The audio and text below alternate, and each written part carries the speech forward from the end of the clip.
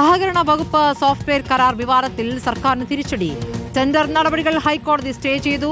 May 19 വരെ നടപടികളുമായി മുന്നോട്ട് പോകരുത് എന്നാണ് ഉത്തരവ്. ദിനേശ് പി.ഡി. സഹകരണ സംഘത്തിനാണ് കരാർ നൽകിയത്. സോഫ്റ്റ്വെയർ കരാറിൽ രമേശ് ചെന്നിത്തല അഴിമതി ആരോപിച്ചു. റോഷിപാൽ വിവരങ്ങളുമായി. റോഷിപാൽ, ഇപ്പോൾ സോഫ്റ്റ്വെയർ കരാറുമായി ബന്ധപ്പെട്ട് രമേശ് ചെന്നിത്തല തുടർ വാർത്താ സമ്മേളനങ്ങൾ നടത്തുന്നുണ്ടായിരുന്നു. അതിപ്പോൾ കോടതിയിലെത്തുമ്പോൾ സംസ്ഥാന സർക്കാരിന് അതിൽ തിരിച്ചടി ഉണ്ടാകുന്നു. ദിനേശ് പി.ഡി. പോലെ ഒരു സംവിധാനത്തിന് നൽകാതെ വൻകിടക്കാർക്ക് നൽകാൻ വേണ്ടിയുള്ള പ്രതികരണമാണ് ചെന്നിത്തല നടത്തുന്നത് എന്നാണ് മുഖ്യമന്ത്രി പറഞ്ഞിരുന്നത്. പക്ഷേ ഇപ്പോൾ ദിനേശ് പി.ഡി. സഹകരണ സംഘത്തിന് കരാർ നൽകിയത് സ്റ്റേ ചെയ്തിട്ടുള്ള തീരുമാനം വന്നിരിക്കുന്നു. എന്താണ് അറിയാനാകുന്നത്?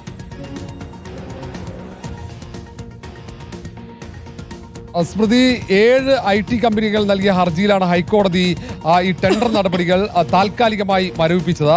മെയ് 19-നകം ഇതുമായി ബന്ധപ്പെട്ട തുടർ നടപടികളിലേക്ക് പോകാൻ പാടില്ല എന്നാണ്. മാത്രവുമല്ല, എതിർ സത്യവാങ്മൂലം നൽകാൻ വേണ്ടി സർക്കാരിന് നിർദ്ദേശവും നൽകിയിട്ടുണ്ട്. ജസ്റ്റിസ് സിയാദ് റഹ്മാന്റെ ബെഞ്ചാണ് ഇത്തരമൊരു ഉത്തരവ് ഇറക്കിയത്. ഏതായാലും ഇതിൽ 700 കോടിയുടെ അഴിമതി ആരോപണം ഉന്നയിക്കാനുള്ള പ്രധാനപ്പെട്ട കാരണം ആദ്യം 4000-ലേറെ വരുന്ന സംസ്ഥാനത്തെ പ്രാഥമിക സഹകരണ സംഘങ്ങൾക്ക് ഏകീകൃത സോഫ്റ്റ്വെയർ തയ്യാറാക്കുന്നതുമായി ബന്ധപ്പെട്ട കരാർ നൽകിയത് ടാറ്റ കൺസൾട്ടൻസിക്കായിരുന്നു. 205 കോടി രൂപയ്ക്കായിരുന്നു കരാർ.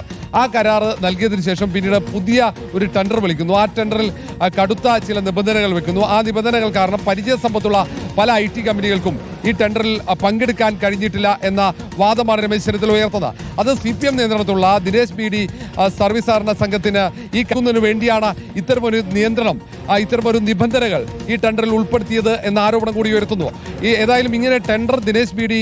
സഹകരണ സംഘത്തിന് നൽകുന്നതിലൂടെ 700 കോടി രൂപയുടെ നഷ്ടം സംസ്ഥാന സർക്കാരിന് ഉണ്ടായിട്ടുണ്ട് എന്നാണ്. അതാണ് 700 കോടി രൂപയുടെ ഒരു തട്ടിപ്പ് ആരോപണം രമേശ് ചെന്നിത്തല ഉയർത്താൻ കാരണമായത്. അതിനിടയിൽ തന്നെയാണ് ഇങ്ങനെ 7 IT കമ്പനികൾ ഹൈക്കോടതിയെ സമീപിക്കുന്നതും ഇതിന് താൽക്കാലികമായി ഒരു സ്റ്റേ വരുന്നതും. സ്മൃതി, ശരി, റോഷിപാലാണ് വിവരങ്ങൾ നൽകിയത്.